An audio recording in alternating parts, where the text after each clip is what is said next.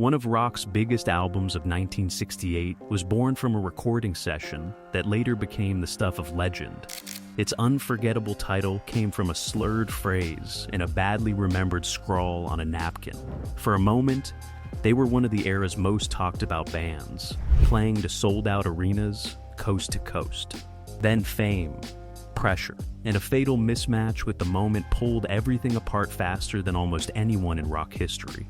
This is the rise and fall of Iron Butterfly, and it starts years before any of that, in a lounge band nobody outside San Diego ever heard of. San Diego, 1965, inside a converted nightclub called The Palace, a house band called The Palace Pages played polished lounge material for a crowd of adults looking for something safe and familiar.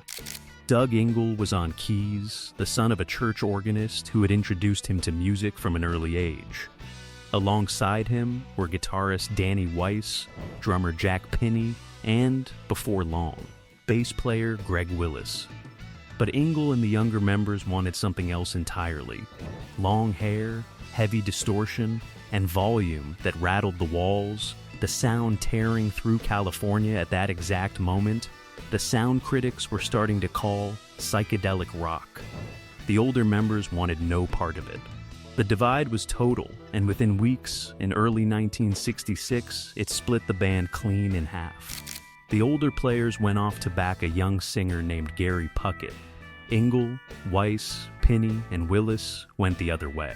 Before we continue, don't forget to like and subscribe to the channel. Out of that split, Doug Ingle built something new, bringing that same cathedral sound he learned from his father into a rock and roll organ, an identity nobody else on the Strip could touch. They packed their gear and drove north toward Los Angeles, chasing bigger stages.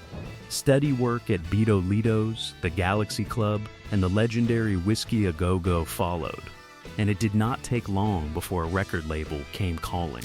In the summer of 1967, the band entered the studio to record their debut album, Heavy, but the same tension that had split the Palace Pages was already at work here, worsened by the grind of touring. Within weeks of finishing the album, 3 members walked out: Danny Weiss, singer Daryl DeLoach, and bass player Jerry Penrod, leaving Doug Ingle and drummer Ron Bushy holding a finished record with no band left to tour behind it.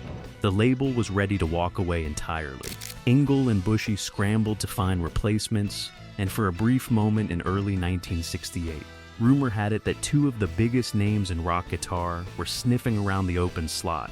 Accounts vary, but both Jeff Beck and Neil Young were reportedly connected to the vacancy. Neither took the job.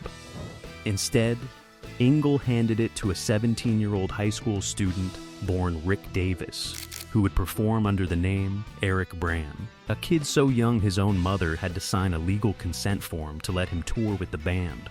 Brann studied his predecessor's equipment, clothes, and playing style so closely that the transition was smoother than anyone expected. Alongside a new bass player named Lee Dorman, the classic lineup of Iron Butterfly was finally complete.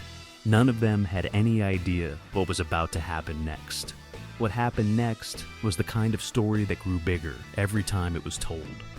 On May 27, 1968, Iron Butterfly gathered at Ultrasonic Studios in Hempstead, Long Island, to work on new material.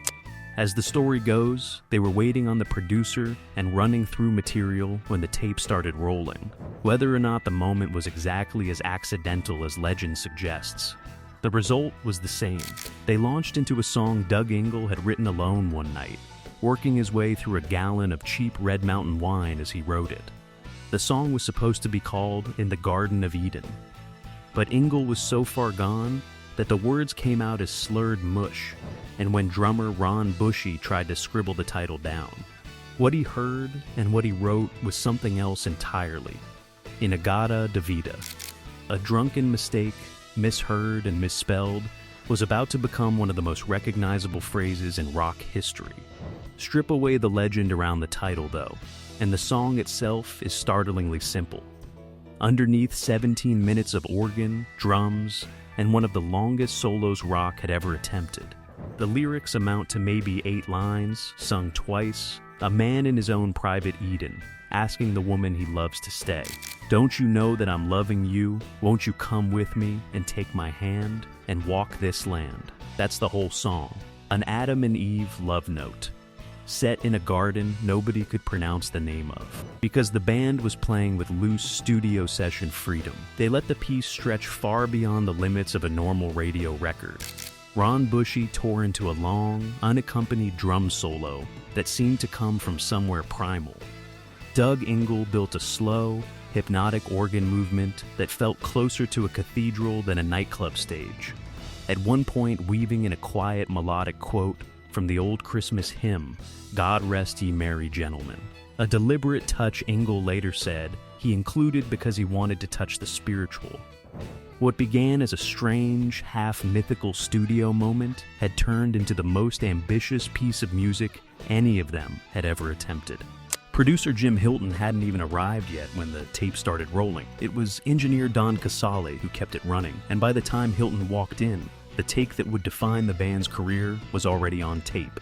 FM radio was changing fast, moving away from tight, 3-minute pop songs and toward longer, more immersive album tracks. Iron Butterfly's strange studio performance, born from loose timing and a bottle of cheap wine, turned out to be exactly the kind of song the moment in radio history was waiting for. Nobody in that studio yet understood that a drunken mistake was about to turn 4 broke musicians into the biggest thing in rock, or how little time they'd have to enjoy it. The album arrived in June 1968, and it changed everything overnight. A radio edit of the title track reached number 30 on the Billboard Hot 100 and pulled curious listeners toward the full album, where the uncut 17-minute version waited. The record sold so quickly that it earned a gold certification within months, and by 1993, the RIAA had certified it 4 times platinum in the US. 4 million copies, officially confirmed the hard number behind the legend. Overnight, 4 musicians who had been grinding through Sunset strip clubs 2 years earlier were standing at the absolute summit of the American music business. You'll still see it claimed, to this day, that the album sold 30 million copies worldwide, that it outsold every record in history to that point. It's repeated in liner notes, tribute articles, even some of the band's own obituaries. Nobody has ever pointed to where that number came from. Track the claim back far enough, and it dissolves into other articles making the same claim, citing each other in an endless loop, with no ledger, no audit, no source at the bottom of it. It's entirely possible the number was never anything more than bar talk at a record label party that got typed up as fact and never corrected. They did not slow down to enjoy it. In January 1969, Iron Butterfly released their 3rd album, Ball, and it climbed to number 3 on the Billboard 200. Iron Butterfly commanded some of the highest performance fees in the country. They headlined arenas from coast to coast. Magazine covers, sold-out shows, and constant national attention had become the new normal for 4 musicians who, just 2 years earlier, could barely fill a warehouse club in San Diego. For a generation of American listeners, this was the sound pouring out of dorm rooms, garages, and car speakers on hot summer nights.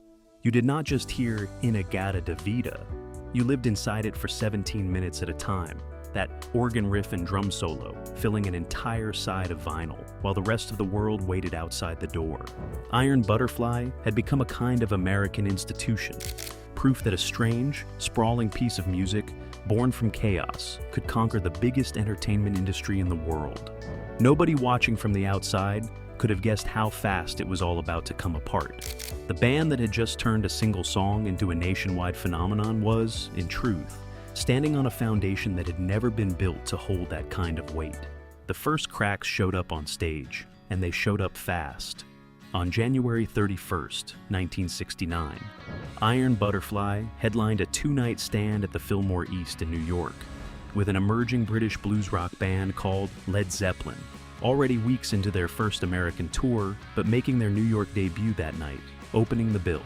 Led Zeppelin tore through their set with such raw ferocity that the crowd responded far more enthusiastically to the opening act than the headliner. By most accounts, Iron Butterfly was rattled. The band reportedly refused to go on again after Zeppelin's set, and their second show that weekend was canceled outright. The night became one of those stories that followed them for years, marking the start of a much harsher public reputation. It happened again just days later. During a Midwest tour in February 1969, Iron Butterfly co-headlined a run of shows with the Grateful Dead. On February 5th, in Kansas City, the Dead's own road crew had to help Iron Butterfly's struggling roadies get their equipment set up on time. And the Dead's opening set left the crowd stunned while Iron Butterfly struggled to match it. The next night in St. Louis, after another towering performance from the Dead, tensions behind the scenes got so bad the situation turned awkward for everyone involved. A band that had just set an industry sales record could not easily keep pace with the pressure surrounding it. Then came the mistake that would follow them for the rest of their lives. In August 1969, Iron Butterfly was booked to perform at Woodstock, the single event that would come to define an entire generation. Traffic around the festival site had grown so severe that the band found themselves stranded at LaGuardia Airport, with no easy way to reach the stage. Their manager sent a demanding telegram to festival coordinator John Morris, insisting on a private helicopter, payment on arrival, and a flight straight back to the airport once they finished. Morris was already buried under the worst logistical crisis of his career and in no mood for demands. His reply telegram, cleverly worded, made the answer unmistakably clear. No, Iron Butterfly never made it to Woodstock. They missed the one cultural moment that would define their generation. And the story of how they missed it became part of the band's legend. The internal damage cut just as deep as the public embarrassment. In December 1969, 19-year-old guitarist Eric Brann quit the band, frustrated that his bandmates would not chase the heavier, harder rock direction he wanted to pursue. He had helped build their sound from the very beginning, and nobody else in the band was willing to follow him where he wanted to go next. The remaining members brought in guitarists Mike Pinera and Larry Reinhardt for a 1970 album called Metamorphosis. But the chemistry that had made the classic lineup special was already gone, and no replacement could fake it back into existence. In early 1971, while Iron Butterfly was touring Europe alongside the progressive rock band Yes, Doug Ingle stunned everyone by announcing his intention to leave the group right there on the road. He'd grown weary after years of non-stop touring, and he wasn't fully on board with the direction the rest of the band wanted to take the music next. The classic era of Iron Butterfly did not end with one dramatic blow-up or one final betrayal. It ended quietly in a tangle of unpaid tax debts, with the man who had built the band's signature sound simply walking away from it. The years that followed were brutal in ways that had nothing to do with music. Doug Ingle had never paid close attention to the band's business affairs while they were selling millions of records. "I took the luxury of playing ostrich," he admitted years later. "I didn't involve myself at the business level at all." Now the bill came due. He'd become a millionaire in his early 20s and used the money to buy a 600-acre ranch. But the unpaid taxes caught up with him, and he was forced to sell the ranch, an apartment building, even his grand piano, just to climb out of debt. For several years in the mid-1970s, the man whose organ playing had defined an entire era of American rock music spent his days managing a recreational vehicle park in the Los Angeles National Forest, later working as a house painter up and down the West Coast. He didn't fully resolve his tax problems until 1986. There were attempts to bring the magic back, because there always were. In 1974, Eric Brann and Ron Bushy reformed the band, bringing in bass player Philip Taylor Kramer, and released 2 albums, Scorching Beauty and Sun and Steel, neither of which connected with an audience that had already moved on. Over the following decades, Iron Butterfly turned into something closer to a touring franchise than an actual band. Dozens of musicians cycling through, with classic-era members occasionally returning for a nostalgia tour before drifting away again. The human cost was staggering. Eric Brann battled health problems for years before dying of cardiac arrest in July 2003 at just 52. Philip Taylor Kramer, who had walked away from music to become an aerospace and computer engineer, vanished without explanation in February 1995. His remains weren't discovered until 4 years later, in a remote canyon, closing one of the strangest chapters connected to the band's history. Drummer Ron Bushy, the man who had misheard a drunken lyric and accidentally named the most famous song of his generation, died of esophageal cancer on August 29, 2021, at 79, the only member to appear on every one of the band's 6 studio albums. And on May 24th, 2024, Doug Ingle passed away at 78, the last surviving member of the classic In-A-Gadda-Da-Vida lineup, closing the book on Iron Butterfly's living history for good.